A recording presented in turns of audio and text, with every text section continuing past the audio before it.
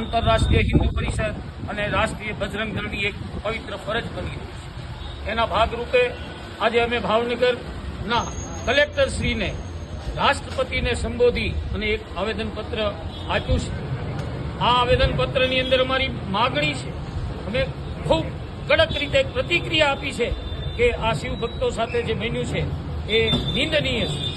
સાથે અમે એ પણ વાત કીધી છે કે લોકોના પ્રતિનિધિ તરીકે જે ચૂંટાય એની સુરક્ષા માટે થઈ અને સરકાર છે એ ખૂબ આકરા પગલાઓ લેતી હોય, ખૂબ વિચારતી હોય, સુદૃઢ કરતી હોય, ત્યારે કોઈ ધાર્મિક સ્થાનો ઉપર જતા કોઈ ભક્તો છે એમની માટેની સુરક્ષામાં કંઈક કસૂર થાય એ બહુ અજુગતી વાત છે। સાથે અમારી માગણી એ પણ છે કે આ આતંકવાદી જે જૂથ હોય એમના પર કડકમાં કડક પ્રતિક્રિયા કરવામાં આવે, પગલાં ભરવામાં આવે અને જે ગુનેગારો છે એને ફાંસીની સજા આપવામાં આવે।